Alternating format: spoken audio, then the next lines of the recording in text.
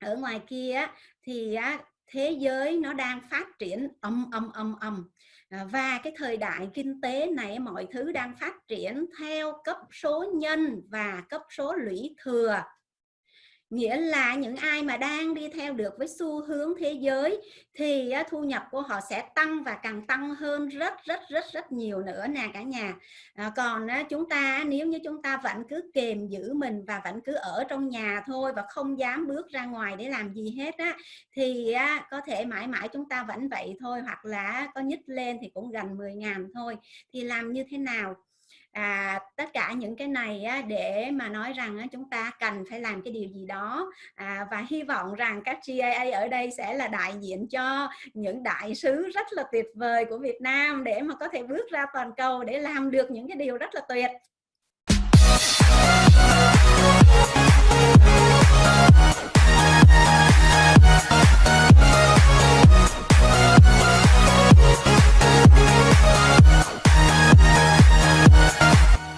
Giúp thế giới thịnh vượng và hạnh phúc bằng cách đầu tư với sự hòa hợp và nhân văn. Kinh doanh là thể hiện tình yêu thương và lòng biết ơn. Thôi Cam Ly sẽ share cái PowerPoint của mình.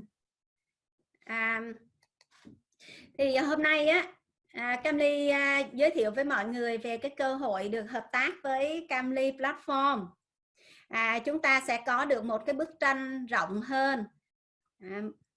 Em xem màn hình để mà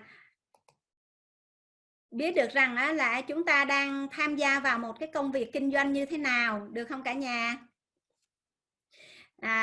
Về những cái kinh nghiệm của một nhà đầu tư thì chúng ta sẽ còn rất là nhiều thời gian để mà chia sẻ và nói đến nha.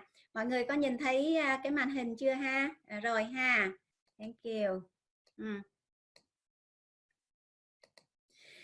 Thì Cam Ly Platform là một nền tảng công nghệ về bất động sản, và mời mọi người xem video nha.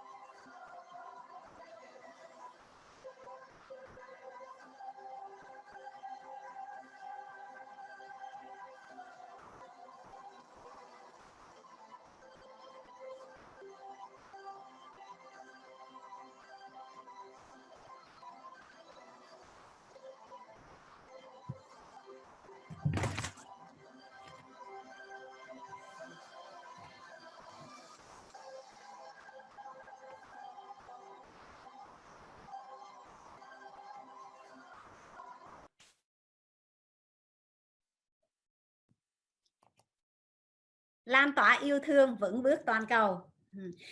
Đây là video vừa rồi giới thiệu về Cam Ly Platform, là một nền tảng công nghệ đầu tư về bất động sản toàn cầu.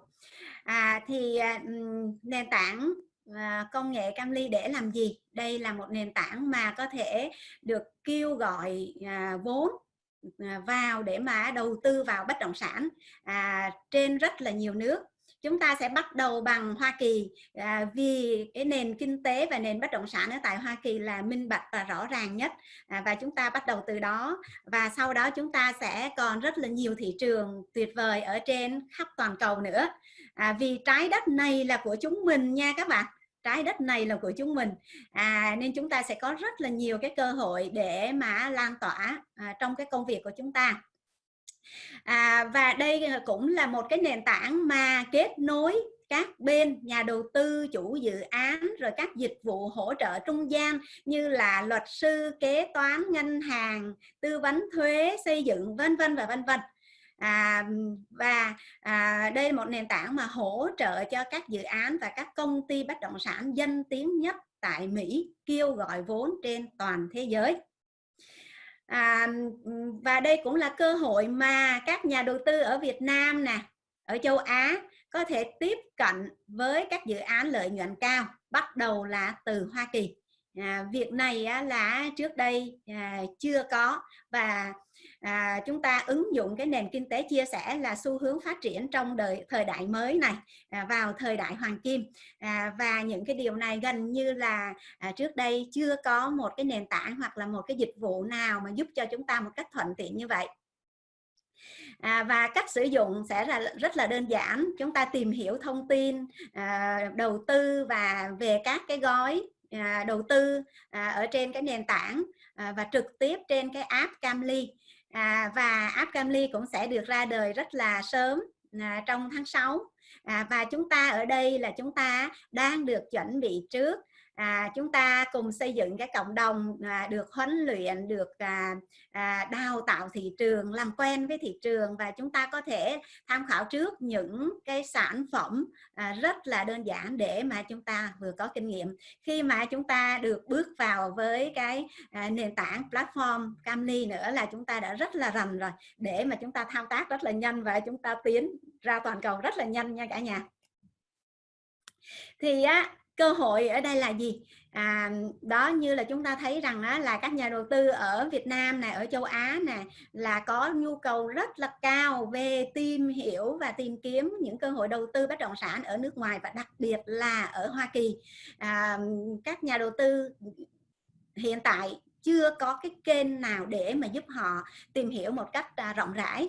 Rồi các nhà phát triển bất động sản ở tại Mỹ là các đối tác mà hôm bữa giờ chúng ta được giới thiệu đó, thì họ cũng có nhu cầu kêu gọi vốn, làm những cái nguồn vốn đầu tư từ nước ngoài. Đó là làm cái đòn bẩy tài chính đó mọi người, làm cái đòn bẩy tài chính để mà họ có thể xây dựng được nhiều hơn, hoặc là chuẩn bị đó là những công ty lớn này họ sẽ chuẩn bị những cái nguồn lực tài chính để mà họ thu mua những cái bất động sản từ những công ty nhỏ. Những ai mà có cái cơ hội tham gia cùng Camly Platform vào lúc này thì rất là lợi thế, vì thị trường thời gian này và thời gian đi tới sẽ có rất là nhiều cái biến động, mà những cái biến động lại giúp cho những công ty mạnh, giỏi, có tầm có thể mua được những cái bất động sản với cái giá rẻ, và chúng ta được đầu tư góp cùng với những công ty đó. Thì đó là một cơ hội quá lớn, là rất là tuyệt vời. Bản thân Camly cũng đang sẵn sàng cho cái việc đó. Rồi nền kinh tế Mỹ thì phát triển rất là vững mạnh, rất là nhiều cái chính sách kinh doanh rất là minh bạch, rồi rõ ràng và ưu đãi đầu tư cho người nước ngoài. Nên chúng ta đi từ một đất nước rất là minh bạch rõ ràng như vậy, chúng ta sẽ có được một cái hệ thống an toàn. Camly Platform là nền tảng tiện lợi để mà kết nối các bên lại với nhau, nguồn cung và nguồn cầu được kết nối lại với nhau, giúp tạo lợi nhuận kinh doanh cho tất cả các bên tham gia. Đó, nền kinh tế chia sẻ này mọi người ha. Một bên thì có những cái khoản tiền mong muốn được đầu tư, đó là các nhà đầu tư ở các nước, thay vì gửi ngân hàng, thay vì trú ẩn trong một cái môi trường nào đó, mua ngoại tệ mà không có lãi, không có giữ được ở đâu hết, không giữ được ở ngân hàng, hoặc là mua vàng vân vân, thì họ có thể chia ra để mà có nhiều nơi trú ẩn Thì đó là cái nhu cầu rất là lớn ha, và một bên thì cũng là một cái nhu cầu rất là lớn để mà cùng nhau phối hợp đòn bẩy tài chính, và song song với đó là đòn bẩy con người và đòn bẩy sức mạnh và nhiều đòn bẩy như trong cái buổi 1 mà Cam Ly chia sẻ. Và chúng ta cần đi theo đúng những cái loại đòn bẩy đó thì chúng ta sẽ được tham gia vào thị trường thế giới. Những cái cách mà Cam Ly Group đang đào tạo cho mọi người là đào tạo một cái sự văn hóa, một cái nền văn hóa mà ở tại thị trường ở Mỹ, ở Canada, ở các nước phát triển người ta đã có sẵn cái văn hóa đó rồi. Nên bản thân mình phải nâng cấp mình phải luyện mình để mà mình có đạt được những cái văn hóa tương đồng như vậy thì mình mới có thể ráp nối lại giữa thị trường với nhau. Nên đây là một cái cơ hội rất là lớn cho chúng ta. Ở đây mọi người nhìn thấy nha, cái bảng này, trong này có bốn cái biểu đồ ha. Cái biểu đồ đầu tiên là nói về cái sự bùng nổ của Internet. Mọi người thấy nè, từ năm 1980 là máy tính ra đời, rồi 90 là Internet ra đời, rồi năm 2000 là social media, là mạng xã hội đó, là đã ra đời rồi. Như vậy chúng ta đã xài mạng xã hội là được 20 năm rồi đó. Rồi đến 2010 là các nền tảng platform ra đời. Như vậy bây giờ chúng ta mới có nền tảng, mới tạo platform thì cũng đã là chậm rồi. Và đến nay thì 2020 thì rất là nhiều thứ bùng nổ. Đó là trí thông minh nhân tạo nè, rồi IoT là Internet vạn vật, thì hiện nay cũng đã được sử dụng rất là nhiều rồi. Hiện nay các ngôi nhà thông minh ở Lena nè, ở Mỹ thì họ đã sử dụng trong các cái hệ thống gia dụng điện sử dụng trong nhà là điều bằng Internet hết. Chúng ta có thể điều khiển từ xa để mà mở nước nóng lạnh, rồi thậm chí là mở lò vi ba để mà hâm đồ ăn, rồi trong tủ lạnh cũng có thể kiểm tra được đồ ăn, rồi nhiều thứ kỳ diệu như vậy. Rồi có robot nữa, robot thậm chí còn nấu ăn cho chúng ta được nữa, còn đánh đàn nữa. Robot sau này Cam Ly xem còn đá banh được nữa. Có nghĩa là robot là đã sử dụng, người ta đã đưa vào đời sống con người như là một con người rồi. Rồi các nền tảng blockchain là một cái công nghệ mà là sẽ hiện nay là đang được ứng dụng từ từ vào, và trong cái thời đại hoàng kim là sẽ được ứng dụng rất là nhiều, vì đây là một cái nền tảng, một cái hệ thống mà có thể giúp tất cả các bên được giao dịch một cách công bằng. Và có gọi là smart contract nè, là những cái hợp đồng thông minh mà có thể giúp bên bán và bên mua thỏa thuận được, và nó ngay lập tức kết nối người mua với người bán với nhau. Rồi quantum computing là nền vật lý lượng tử và vi tính lượng tử. Thì nó còn đẳng cấp hơn nữa, nó còn siêu hơn nữa. Thì nói chung là rất là nhiều thứ vi diệu đang xảy ra cũng như là đang được sử dụng. Thực ra người ta đã sử dụng rất là nhiều năm rồi chứ không phải là cho đến năm nay nữa đâu. Ví dụ như là chúng ta có thể dịch thuật được một cái là dịch ra cả hàng ngàn trang, ra khắp rất là nhiều thứ tiếng, đúng không?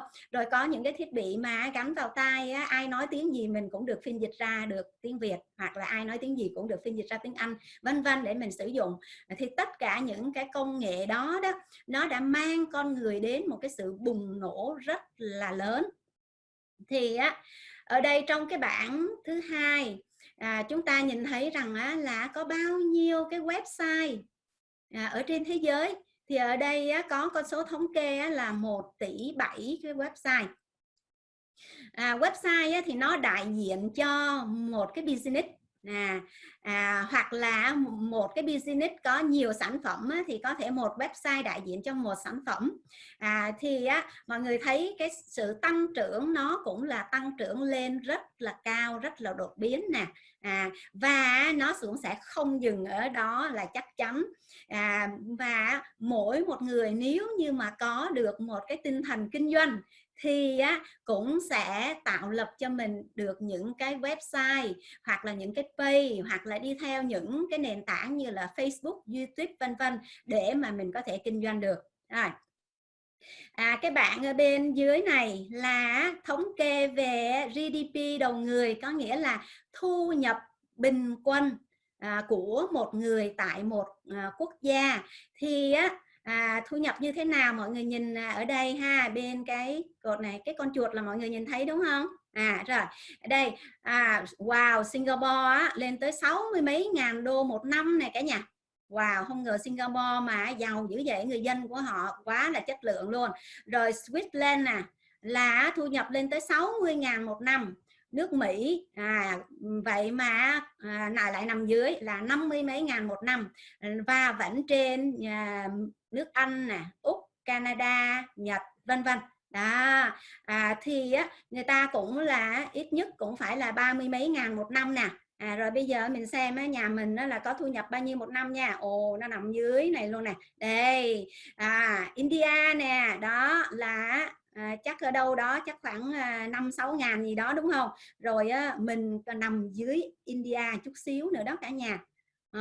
Những cái bảng này Cam Ly buồn quá Cam Ly muốn làm sao đó để mà người Việt Nam của mình có cơ hội để mà vươn lên chút ta, vì ở ngoài kia thì thế giới nó đang phát triển và cái thời đại kinh tế này mọi thứ đang phát triển theo cấp số nhân và cấp số lũy thừa.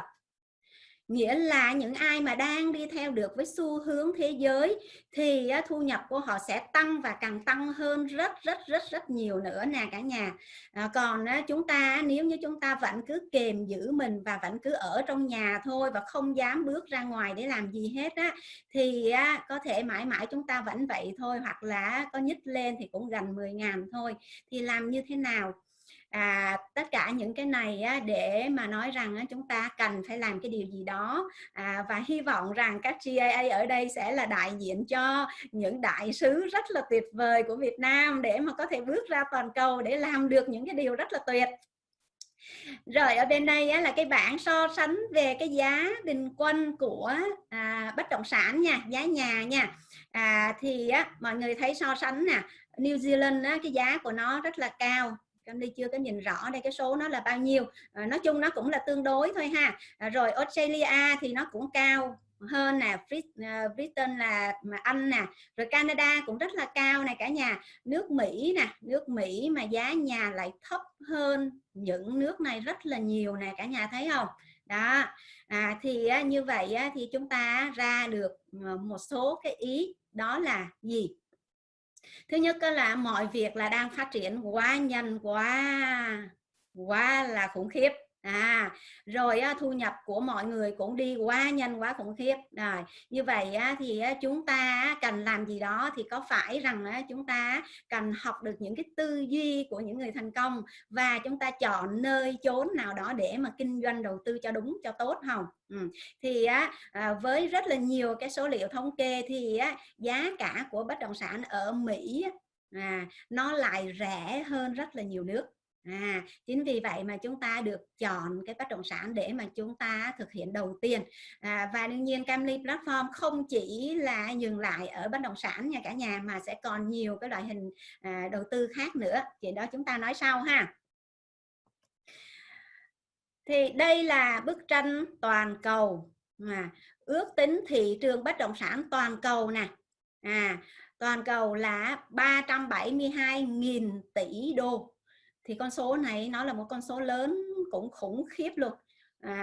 372.000 tỷ đô. Trong đó bất động sản thương mại toàn cầu là 29.000 tỷ đô. Thì để chúng ta có một cái sự so sánh nền kinh tế của cả toàn cầu là nó là như thế nào. Ở đây là người ta Cam Ly nghĩ rằng con số nó cũng là tương đối thôi, nhưng mà cho chúng ta được một bức tranh là con số nó lớn khủng khiếp như vậy đó. Rồi ước tính thị trường của Mỹ thôi thì thương mại của Mỹ nè là 14.000 tỷ đến 17.000 tỷ. Như vậy là về bất động sản thương mại của Mỹ là nó chiếm đến 50% giá trị toàn cầu luôn đó cả nhà. Như vậy mọi người có thấy thứ nhất là cái diện tích đất của Mỹ cũng tương đối thôi, và giá của tài sản bất động sản ở Mỹ lại thấp hơn các nước khác, và tổng cái giá trị của nó lại cao hơn. Để mà nói rằng là cái nền kinh tế và bất động sản thương mại của Mỹ là phát triển rất là tốt và rất là lớn, có những cái tiềm lực lớn cho chúng ta để mà chúng ta có thể kinh doanh và đầu tư ở đây. Thì chúng ta chỉ mục tiêu sơ sơ 1 tỷ đô thôi, thì chúng ta cũng có tới, nếu như 3 năm mà 1 tỷ đô thì nếu như chúng ta muốn làm cho hết cái này là phải 17.000 tỷ năm hả? Nói chung là một cái thị trường rất rất là lớn, chúng ta chỉ giúp được một phần rất là nhỏ thôi. Thì thách thức là gì và giải pháp là gì? Có rất là nhiều thách thức, và như là Emica và US Home đã thực hiện các cái chương trình đầu tư này 12 năm rồi, và US Home là gần đây một chút, thì chúng tôi biết được rằng là cái nhu cầu thì rất là lớn, mà cái rào cản thì cũng rất là lớn, cho nên mọi người sẽ không có cái cơ hội một cách rộng rãi để mà tiếp cận ra thị trường thế giới. Nào là ngôn ngữ văn hóa rồi luật pháp giữa các quốc gia. Chúng ta đầu tư ở Việt Nam quen rồi, nhưng mà qua Mỹ chắc chắn là mọi thứ nó khác. Rồi người nước ngoài mà đầu tư vào Mỹ chắc chắn cũng khác luôn. Và nhiều thứ nữa thì Cam Ly Platform sẽ kết nối các cái đơn vị hỗ trợ đó, tư vấn thuế, pháp luật, tài chính, ai cũng có hết, kết hợp lại cho mọi người để mà mọi người có được cái cách thức đầu tư đúng và tốt nhất, được bảo vệ ngay từ đầu. Đồng thời chúng ta cũng có đội ngũ đại sứ đầu tư toàn cầu tại mỗi nước luôn, được đào tạo chuyên sâu để hỗ trợ từng bước cho nhà đầu tư. Thì một điều rất là tuyệt là đúng ra đó, chúng ta cũng ra mắt ở tại Singapore luôn. Đơn vị bất động sản hàng đầu của Singapore là có 10.000 realtor thì đang chuẩn bị ký hợp đồng với Cam Ly Platform, thì dịch nó ầm đến, thì chúng ta đang ngưng lại một chút xíu, thì cái đó cũng là một cái lợi thế cho Việt Nam mình, nghĩa là các bạn đang được cái ưu tiên trước, được huấn luyện trước và được cọ sát với cái môi trường và cái công việc trước, để mà chúng ta tận dụng cái lợi thế này.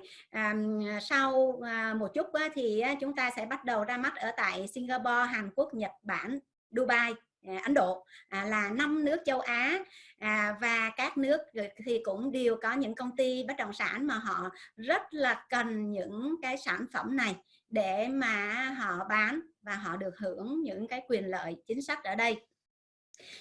Nên tất cả những GAA đợt 1 và đợt 2 khóa 2 này thì hãy trân trọng cái cơ hội này, vì thật sự đây là cái cơ hội rất là lớn cho chúng ta. Rồi thách thức cho các môi giới bất động sản nước ngoài nước ngoài có nghĩa là mình nè, có nghĩa là Việt Nam nè, bên ngoài nước Mỹ đó, thì sẽ rất là khó khăn để mà được tham gia vào thị trường Mỹ và quốc tế. Vì ở tại Mỹ muốn làm cái gì cũng phải có license, có giấy phép hết. Mình có muốn giới thiệu hay là muốn nhận hoa hồng hay muốn gì đi nữa đó thì cũng phải có những cái bằng cấp, những cái giấy phép đúng, phù hợp, vân vân, thì mình mới có thể làm được. Thì như vậy đâu có dễ để mà lấy được, hoặc là lấy được rồi cũng phải duy trì nó với một cái yêu cầu rất là cao, nên là các nhà môi giới bất động sản ở Việt Nam và châu Á gần như là chưa thể tiếp cận được.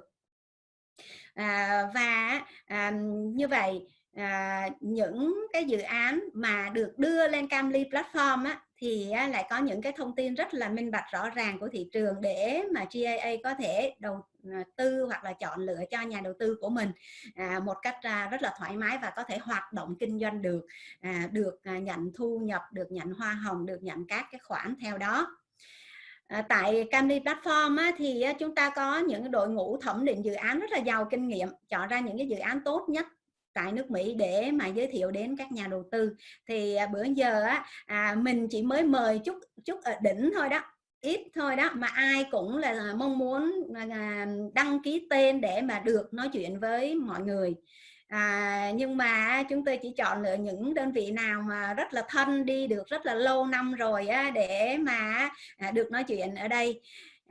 Thì còn rất là nhiều các cái đơn vị khác mà họ sẵn sàng hỗ trợ mình, rồi rất là nhiều cái đơn vị mà họ giúp trong cái việc là thẩm định các cái dự án, tuyển chọn dự án làm sao cho đúng, tốt, theo đúng những cái tiêu chí về văn hóa, về con người, vân vân của chúng ta.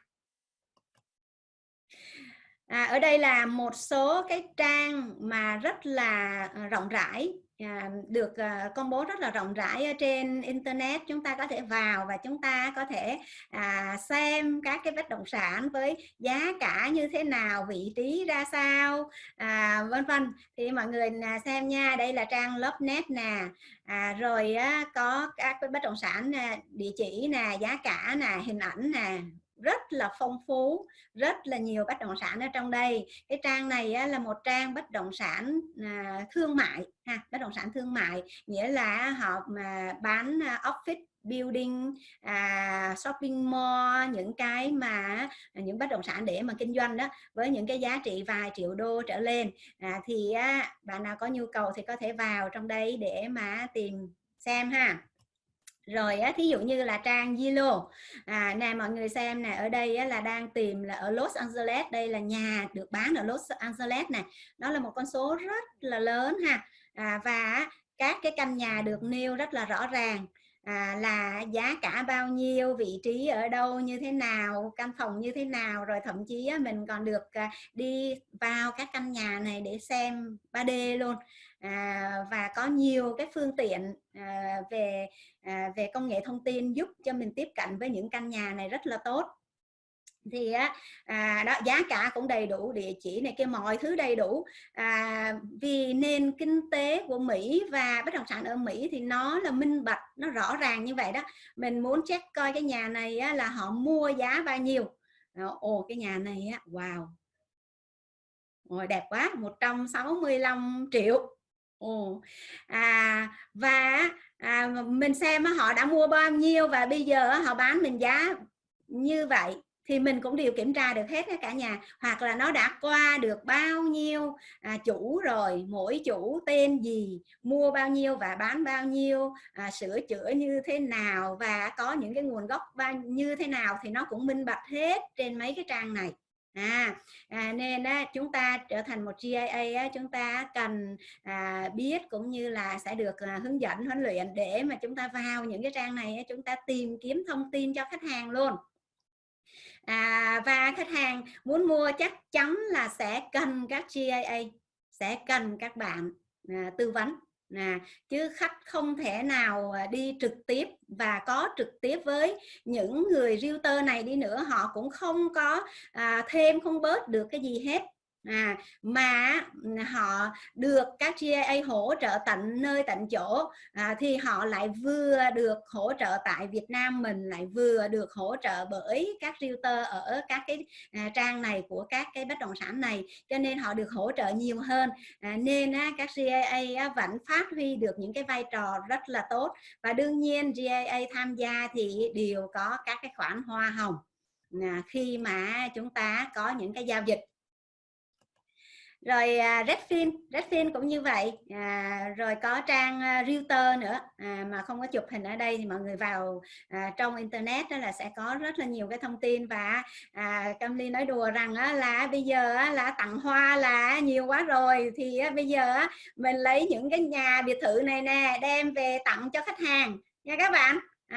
Bạn bè mình sinh nhật là mình tặng biệt thự với tặng phi thuyền, phi cơ thôi, chứ giờ không có tặng hoa nữa. Mọi người vào đây và có nhiều thông tin lắm nha. Đó, và chiến lược cốt lõi của chúng ta là gì? Đó là chúng ta xây dựng cộng đồng. Cộng đồng bao gồm nhà đầu tư nè, đơn vị phát triển nè, dịch vụ hỗ trợ nè, các GIA nè. GIA là sẽ có GIA cá nhân và GIA công ty. Và rất là nhiều bên cũng muốn tham gia vào nữa, chứ không phải không. Và ở đây là sơ lược như vậy. Và quan trọng cái việc xây dựng cộng đồng thì Connie có nói sơ trước rồi, nó rất là khó cho cái việc xây dựng cộng đồng. Xây platform thì rất là dễ, nó giống như là xây một cái building lên vậy đó. Và phải có cộng đồng, có nghĩa là phải mời cho được khách hàng, rồi các người bán hàng và nhiều người mà họ thấy có quyền lợi thì họ mới vào trong cái building đó để họ buôn bán. Nên là xây platform và xây cộng đồng thì cộng đồng quan trọng hơn rất là nhiều. Và chúng ta đã có được một cái cộng đồng rất là tuyệt, và sắp tới chúng ta sẽ tăng lên hàng ngàn người ha. Rồi nền kinh tế chia sẻ cũng được áp dụng, đó là kết nối cái nguồn cung mà là các dự án bất động sản chất lượng tại Mỹ là trước tiên, và sau đó có thể là những cái dự án ở Việt Nam nữa đó cả nhà. Những cái dự án ở Việt Nam mà cho chúng ta đầu tư gốc vào thì chúng ta sẽ mời các bất động sản đó nằm ở trên platform để mà mọi khách hàng, nhà đầu tư có thể đầu tư được. Và đương nhiên GIA cũng sẽ được có cách để mà có những cái khoản thu nhập từ đó. Rồi kết nối với các nguồn cầu là các nhà đầu tư ở Việt Nam, ở châu Á nè, mong muốn đầu tư vào các dự án cao cấp, lợi nhuận cao, cơ cấu minh bạch và với nền kinh tế ổn định. Mọi thứ là rất là minh bạch, rất là rõ ràng, muốn kiểm tra cái gì cũng có đầy đủ hết á. Với một cái giá trị văn hóa cốt lõi, đó là nhân văn trí tuệ toàn cầu. Như Cam Ly nói xây cộng đồng thì nó đã khó hơn là xây một cái platform. Và để mà một cái cộng đồng hoạt động được tốt đó là phải có chất keo kết dính. Và chất keo kết dính của chúng ta là yêu thương và biết ơn. Và chúng ta đã được học trong nhiều ngày rồi, ngày nào cũng nói yêu thương và biết ơn. Thì chúng ta cần phải luyện tập mình để mà mình lúc nào mình cũng rất là caring khách hàng, quan tâm khách hàng mình quan tâm đến cái công việc của mình trở thành những người rất là chuyên nghiệp, rất là đẳng cấp, đúng là một GIA trên toàn cầu, đúng là một đại sứ trên toàn cầu. Để mà cái thương hiệu, cái tên đó của chúng ta đó là được có những cái tiếng rất là thơm. Nó cũng là một đại diện cho Việt Nam nữa đó cả nhà.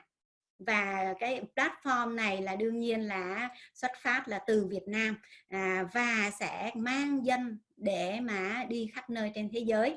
Việt Nam của chúng ta thì sẽ có những cái điều rất là tuyệt vời. Nhân văn trí tuệ toàn cầu đó, nhân văn không phải là chỉ yêu thương và biết ơn không thôi, mà chúng ta luôn luyện tập cái trí tuệ, cái kiến thức của chúng ta để mà chúng ta áp dụng được trên toàn cầu. Rồi chúng ta ứng dụng luật nhân quả, luật hấp dẫn và đồng tiền hạnh phúc. Tất cả những cái này nó là những cái rất là cốt lõi. Thì chúng ta, đây là chiến lược cốt lõi của chúng ta. Lợi thế của chúng ta là đã hơn 12 năm phát triển rồi, và những bác tỷ phú bất động sản hàng đầu của Mỹ là những người mà sẽ đồng hành với chúng ta trước tiên, và họ đang chờ đợi để mà được hỗ trợ chúng ta.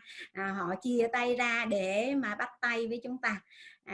Và họ rất là tôn trọng chúng ta khi mà chúng ta có được những cái văn hóa tương đồng như vậy, có được những cái sự uy tín và tôn trọng cái công việc, thì chúng ta được bắt tay với rất là nhiều bác tỷ phú ở trên toàn cầu. Như là Emika về US Home đã làm việc với rất là nhiều công ty là tỷ phú, đa triệu phú, từ nhiều tỷ đô hoặc là nhiều trăm triệu đô. Thì ở tại Việt Nam là Emika là tự hào là đơn vị uy tín về hàng đầu về định cư và bất động sản. Rồi cũng có nhiều đối tác lâu đời, lâu năm tại các thị trường kinh doanh châu Á như là Hàn Quốc, Nhật Bản, Singapore vân vân. Thì rất là tuyệt để mà chúng ta sử dụng những cái lợi thế này, và đây cũng là đòn bẩy luôn đó cả nhà ha. Chúng ta sử dụng đòn bẩy một cách rất là khéo léo, thông minh, tôn trọng, biết ơn, thương yêu. Đây là rất là nhiều cái thương hiệu nè, từ ngân hàng nè ha, cho tới đây là Wells Fargo là một ngân hàng rất là hỗ trợ cho Camly Group, rồi Estelle nè, rồi Marriott vân vân. Ở đây là những cái thương hiệu rất là lớn về bất động sản, Hilton nè, Hard Rock Cà phê vân vân, Four Seasons vân vân. Đây là những cái thương hiệu rất là lớn, rất là tốt, và họ là những đơn vị mà đồng hành với chúng ta. Họ sẽ đưa những cái thương hiệu này để chúng ta kinh doanh, làm một cái cánh tay nối dài cho họ, và chúng ta được bắt tay với họ thì đương nhiên trở lại chúng ta cần khẳng định cái vị thế của mình. Thành tựu là Emica và US Home đã đạt được là 500 triệu đô tổng vốn đã kêu gọi, và số lượng khách hàng là 1.000 gia đình. 1.000 gia đình là tương đương với 3.000 hoặc là 4.000 người đó. Và đặc biệt một cái là các anh chị khách hàng đều rất là hài lòng, rất là cổ vũ và ủng hộ cho Camly Group. Rồi chúng ta đã làm được 50 dự án rất là thành công rồi, với rất là nhiều năm như vậy rồi. Thì đây là lợi ích cho mọi người như thế nào?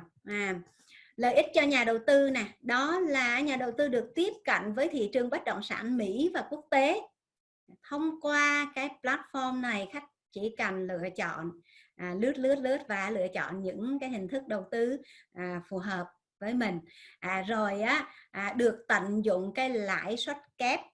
Tận dụng lãi suất kép nha cả nhà, cái này là rất là quan trọng luôn nha. Vì khi mà mình cứ để cho đồng tiền nó tự tăng trưởng thì nó là một cái con số khổng lồ mà bất ngờ luôn đó. Rồi được tiếp cận với những cái dự án thương hiệu danh tiếng như lúc nãy nói nè, được cung cấp thông tin rất là minh bạch về các dự án, cơ cấu vốn, chính sách đầu tư tại Mỹ vân vân. Tất cả những thông tin về nhà cửa, dự án bất động sản thì đều đã có tất cả các trang rồi.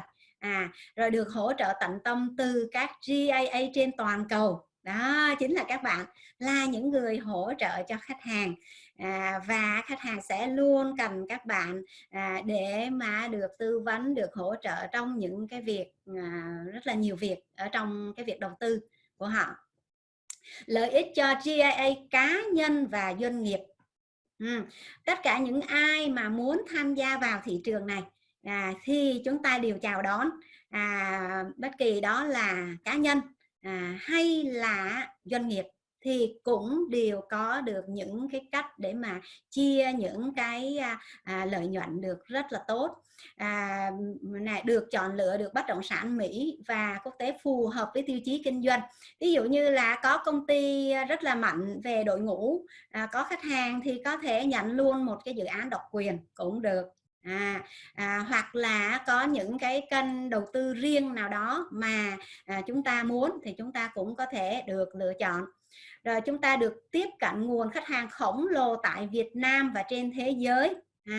Trong cái nền tảng của chúng ta, và chúng ta xây cái cộng đồng, trong đó cũng là có khách hàng nha cả nhà. Trở lại đó là trong group của chúng ta, group GIA của chúng ta là có rất nhiều khách hàng nha, nên chúng ta cứ thể hiện mình, vì có nhiều anh chị có nhiều cái công việc và những việc đầu tư rất là lớn, mà họ không có rảnh lắm để mà ngồi học hoặc là để mà lấy bằng, và đối với những nhà đầu tư mà đẳng cấp chuyên nghiệp thì họ cần người để chăm sóc tới nơi tới chốn, chứ không phải là họ cần phải tham gia để mà lấy hoa hồng không thôi, thì họ không làm như vậy.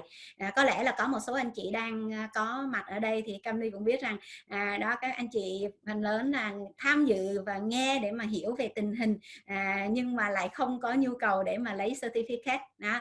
Thì đương nhiên các anh chị cũng biết rằng là cái mức hoa hồng nó là bao nhiêu, đó là một con số rất là minh bạch ở Mỹ, và trước sau gì cũng là biết, và mình cứ chăm sóc cho tốt thì mình rất là vui vẻ và rất là xứng đáng với những cái khoản hoa hồng mà chúng ta nhận được. Chúng ta được bảo vệ trong hành lang pháp lý quốc tế. Cái này là rất là quan trọng, vì gần như là chưa có công ty nào có thể đầu tư được cross border, xuyên biên giới, mà với platform thì với Camly platform thì chúng ta được bảo vệ về cái tính pháp lý rất là an toàn, rất là chặt chẽ, rất là nhiều công ty luật ở trên thế giới, ở Mỹ, ở các nước châu Á, ở Việt Nam hỗ trợ chúng ta để mà chúng ta làm sao cho đúng luật. Rồi nhận được cái sự hỗ trợ toàn diện từ Camly platform. Mọi người bữa giờ nhận được hỗ trợ nhiều không? Thì Camly muốn rằng mọi người sẽ được đào tạo một cách rất là kỹ lưỡng, và từ hôm nay là những cái video này sẽ được cắt lọc để mà tạo ra những cái bài huấn luyện chỉnh chu dành cho những cái khóa tới đó. Thì thành ra chúng ta đang có được những cái cơ hội rất là lớn một cách trực tiếp. Lợi ích cho thế giới là gì? Thì Camly platform giúp thúc đẩy kinh tế toàn cầu. Nếu như không có chúng ta thì họ cũng làm thôi, mọi người cũng vẫn đầu tư, vẫn kinh doanh thôi, nhưng mà có chúng ta thì chúng ta góp thêm một phần chút xíu nhỏ nhỏ, giúp cho thế giới được tốt đẹp hơn, đầu tư những cái hạng mục tốt hơn, nhân văn và hòa hợp hơn đó, thì có nhiều giao dịch hơn được thực hiện. Thì hồi nãy mọi người thấy không, nguyên cái giá trị của thế giới nó mấy trăm ngàn tỷ đô lận, cho nên mình chỉ tham gia vô thêm chút xíu thôi nhưng mà nó là những cái phần rất là ý nghĩa, rồi làm cho nhiều cái bất động sản được xây dựng và được thành công hơn, rồi những cái sự thành công sẽ đến với nhà đầu tư này, đơn vị phát triển dự án nè, và đặc biệt là các GIA.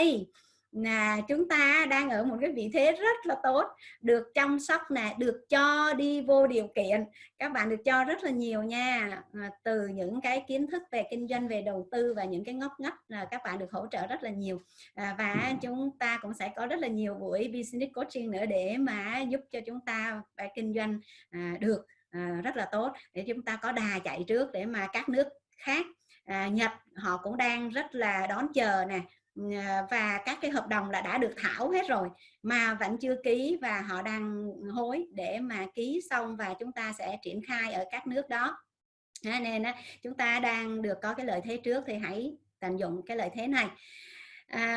Đó, tận dụng là chúng ta đi theo cái nền kinh tế chia sẻ, nền kinh tế cảm ơn.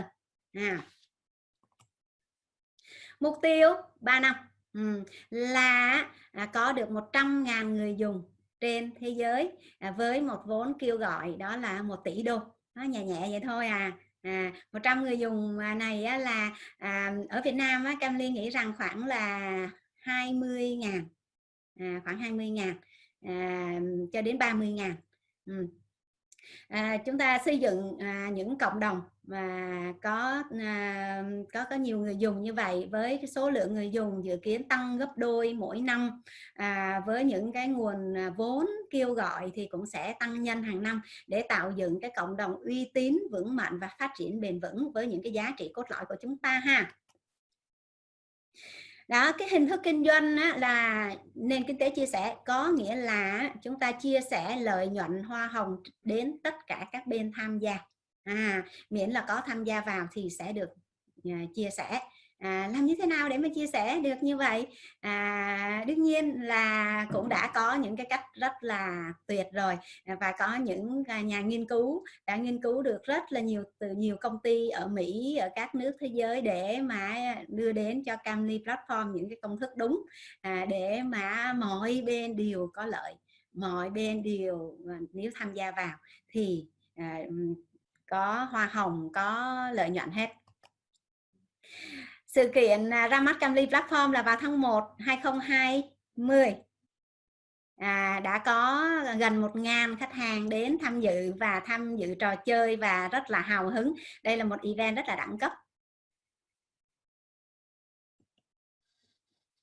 Mọi người xem video nha. Có âm thanh không? Rồi, có âm thanh cả nhà nghe rồi phải không?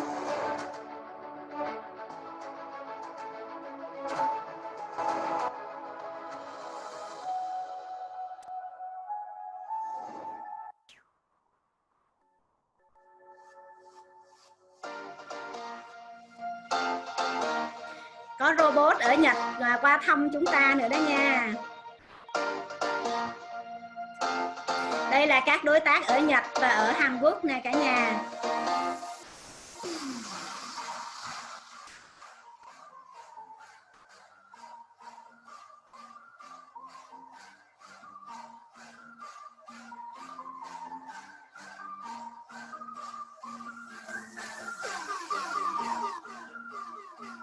Có tổng thống và tỷ phú nè.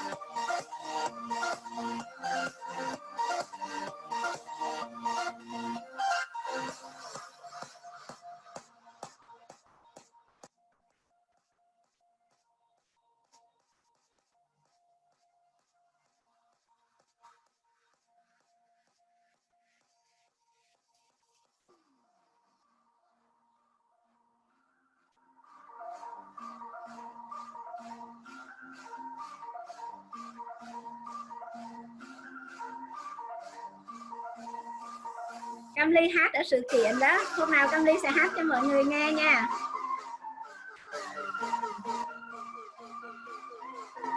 Đây là ba mẹ Cam Ly nè.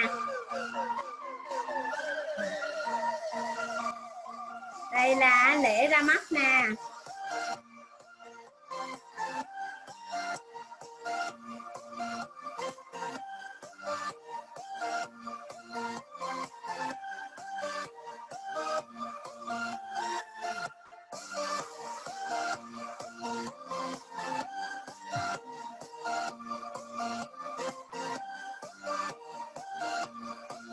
Thứ Bảy chúng ta được chơi trò chơi và được trúng giải thưởng nha cả nhà. Thứ Bảy là chúng ta được chơi trò chơi này nha.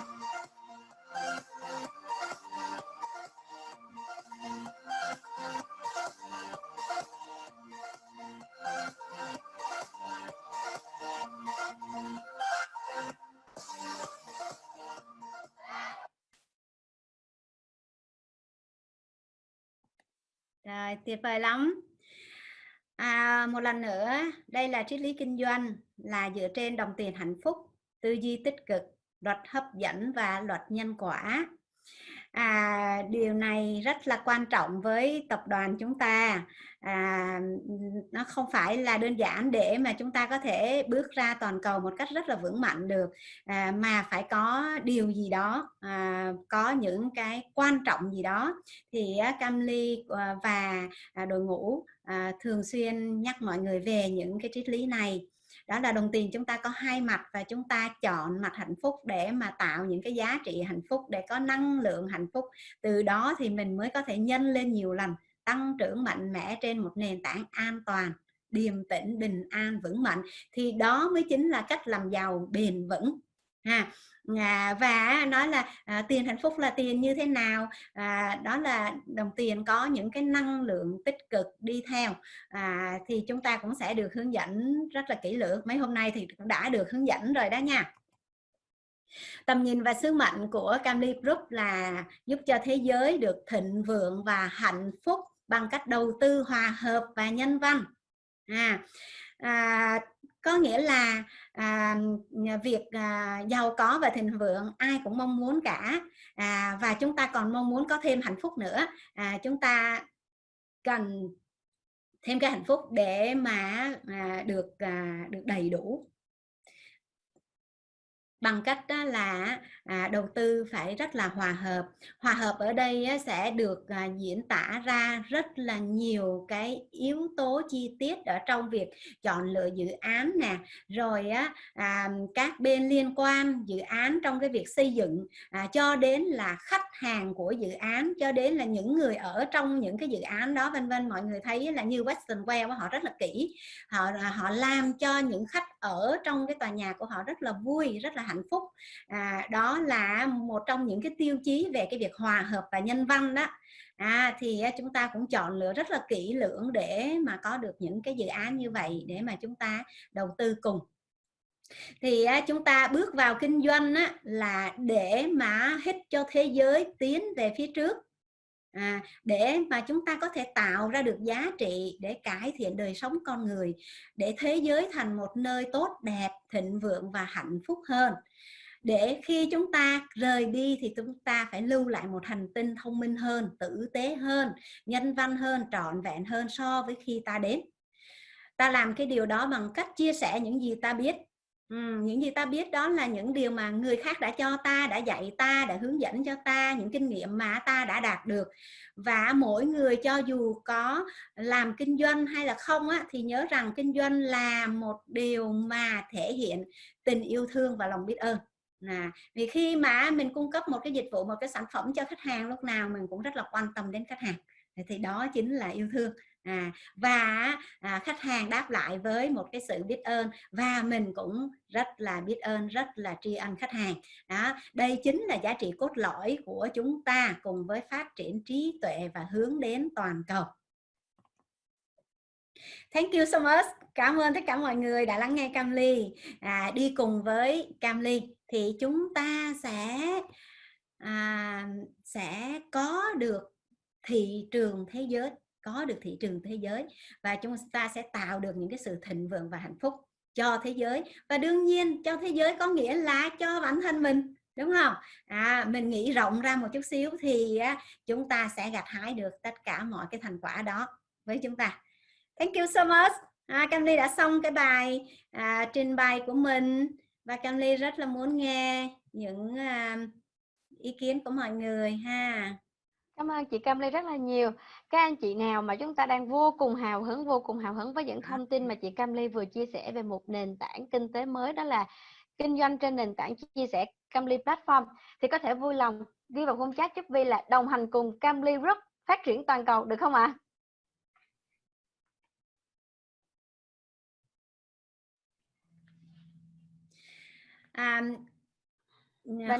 Không biết là hôm nay có ai hỏi câu hỏi nào không? Hôm trước có một anh hỏi, và cái câu này thì ai cũng sẽ hỏi khi mà Cam Ly đến gặp đối tác để trình bày với họ, thì họ sẽ hỏi đó là làm như thế nào để mà cô xử lý được những cái việc cạnh tranh. Bây giờ chúng ta ra được một cái nền tảng như vậy rồi đơn vị khác họ cũng sẽ cạnh tranh và họ mở y như vậy thì như thế nào? Có ai hỏi câu hỏi này không nhỉ? Thưa mọi người là cái khái niệm mà cạnh tranh nó không phải là một cái khái niệm mà Cam Ly Group đặt nó vào là vấn đề, mà xem như cái việc mà có những người có cùng ngành với mình thì mình đều rất là vui. Mình hoan hỉ khi mà người ta cũng làm được như mình. Cụ thể đó là Cam Ly rất là tận tâm tận tình, và tất cả các đối tác cũng rất là tận tâm để mà hướng dẫn cho mọi người, và chỉ mong rằng mọi người làm được như vậy. Chỉ cần làm được như vậy thì có hai vấn đề, là hoặc là làm được như vậy xong rồi không hợp tác với mình thì sao? Thì họ có thể làm một mình cũng được, không sao cả. miễn là họ sẽ phát triển được tốt. Còn khi mà họ biết rằng phải có được một cái nền tảng cốt lõi, đó là yêu thương và biết ơn, thì cái sự thành công mới rất là lớn. Thì chỉ cần có được cái sự biết ơn thì kiểu gì cũng sẽ có được những cái sự hợp tác với nhau. Có nghĩa là nếu như các bạn và các anh chị cũng muốn có một cái mô hình y như vậy thì Camly Platform sẵn sàng share luôn.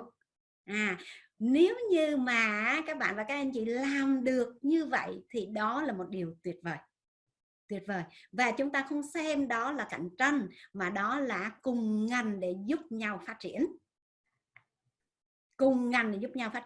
Như vậy thì Camly Group sẵn sàng share rất là nhiều cái bí kíp kinh doanh, cả những ý tưởng về làm platform, những cách để tạo cộng đồng, vân vân và vân vân. Vì mọi người có thấy rằng cái thị trường nó quá lớn không? Thị trường rất lớn. Và chúng ta chia sẻ với nhau để mà chúng ta cùng thành công với nhau.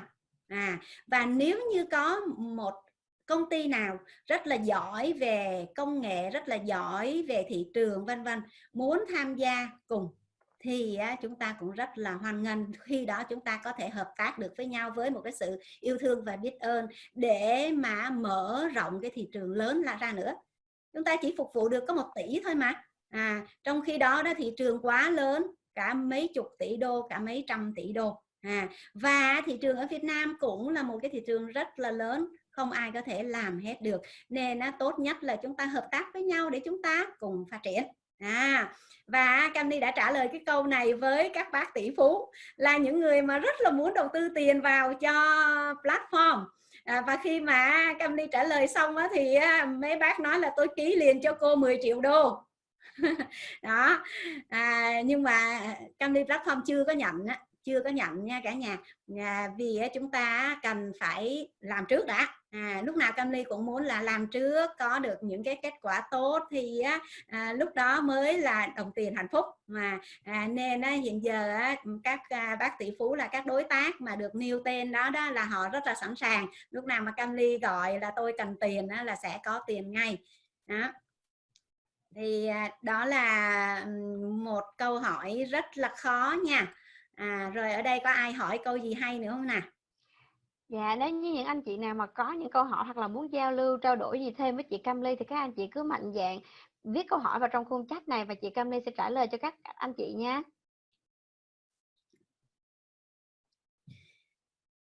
Em thấy mọi người say sưa nghe chị nói, với lại là khen, với lại là nhắc lại những lời chị nói như những bài học không mà chị. Tuyệt vời quá, mình làm những cái bài thu hoạch nha cả nhà. Camly thấy một số bạn mới chụp hình thôi chưa có viết nha, chúng ta viết ra cho mọi người nha. Viết ra là một cái sự khẳng định rằng chúng ta đồng ý với những cái cách thức kinh doanh này. Vì vậy mà chúng ta rất là quan trọng, những ai có bài thu hoạch thì mới có thể lấy được certificate, để thể hiện rằng là chúng ta cùng đồng ý trong cái triết lý kinh doanh, trong cái giá trị cốt lõi, được không cả nhà? Đó, mình chỉ cần đồng ý bằng cách đó là mình viết ra thôi, nó đơn giản như vậy ha.